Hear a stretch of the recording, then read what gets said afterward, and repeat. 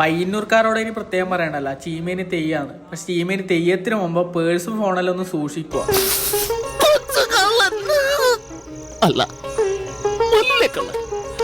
അപ്പൊ നമ്മ ഇന്ന് ചീമേനി തെയ്യത്തിനാണ് കേട്ടാ വന്നിട്ടില്ലേ. നമ്മ ഇവിടെ എത്തുമ്പോ തന്നെ 10-15 മണിയായിരിക്കും. പക്ഷെ എന്നാലും ആൾക്കാർ ഇഷ്ടം പോലെ ഉണ്ടായിരുന്നു കേട്ടാ. ഏത് തെയ്യത്തിന് പോലും കുറച്ച് അറിയുന്ന ആൾക്കാരെ കാണണം, അത് മസ്റ്റാണ്. ഇപ്രാവശ്യം നമ്മളെ കോളേജിൽ പഠിച്ച കുറച്ച് ആൾക്കാരെയാണ് കണ്ടത്. അങ്ങനെ അമ്മ ഈ കണ്ടത്തിലെ കൂടെ ഇങ്ങനെ നടന്ന് ഇപ്പുറത്തെ അമ്പലമില്ലേ അവിടെ എത്തിയേ.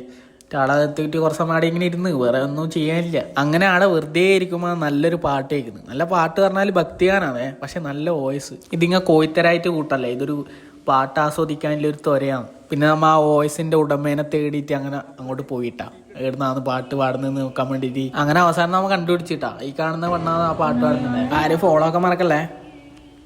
അതല്ല, നമ്മ വരുമ്പോഴേക്കും ഇവിടെ കുറെ പിള്ളേരെല്ലാം ഉണ്ടായിനെ. എന്നിട്ട് ആ പെണ്ണ് പാട്ട് നിർത്തി അവിടെ എല്ലാരും എണീച്ച് പോയി. അത് ഏട്ടന്റെ പാട്ട് രസമെല്ലാം ഉണ്ടായിട്ടാ. ലാസ്റ്റ് നമ്മ ആടുന്ന് മെല്ലാൻ എണീച്ച് നടന്ന്. അങ്ങനെ നടന്നിട്ടാണെങ്കിൽ നമ്മ ഒരു കത്തിയെല്ലാം വെക്കുന്ന ചന്തേനെ മുമ്പ് എത്തിയ. അത് കണ്ടിട്ട് കുട്ടൻ പറയുന്നു, ഇതെല്ലാം എന്ത് മൂർച്ചാന്നറിയാന്ന്. അല്ല ഞാൻ പറഞ്ഞു, മൂർച്ചൊന്നും ഉണ്ടാവില്ല ബ്രോ, ഇത് കേക്കെല്ലാം മുറിക്കാൻ ഉപയോഗിക്കുന്ന കത്തിയാന്ന്. അല്ലാണ്ട് പിന്നെ എന്നാ പറയേണ്ടവനോടല്ലേ ഞാനല്ലേ. അങ്ങനെ നമ്മ തിരിച്ചു പോകാന്ന് വെച്ചാൽ ഞാനന്ന് കുറെ ദൂരം ഒരു ഇരുട്ടത്താന്ന് വണ്ടി വെച്ചിട്ടുണ്ടായി. ഞാൻ അങ്ങോട്ട് നടക്കുമ്പോണ്ട് ഒരു സഞ്ചിയാറ്റം വെക്കുന്ന ചെങ്ങായെന്ന് തോന്നുന്നു. ചെങ്ങായ എന്നോട് ചോദിച്ചു സഞ്ചി വേണോ. ഞാൻ പറഞ്ഞു വേണ്ട. ചെങ്ങായ എന്നിട്ട് എന്റെ പോക്കറ്റിലെല്ലാം നൈസായിട്ട് കൈയിടാൻ നോക്കിയേ. ഞാൻ എന്റെ ശ്രദ്ധിക്കുന്നത് മനസ്സിലായിട്ട് ചങ്ങായി നൈസായിട്ട് മുങ്ങി. അപ്പൊ എല്ലാരും ഫോണും പൈസയെല്ലാം ഒന്ന് സൂക്ഷിക്കാം. ഈ തിരക്കത്താന്ന് എടുത്തിട്ട് പോയാലും നമുക്കൊന്നും തിരിയുകയും ചെയ്യില്ല.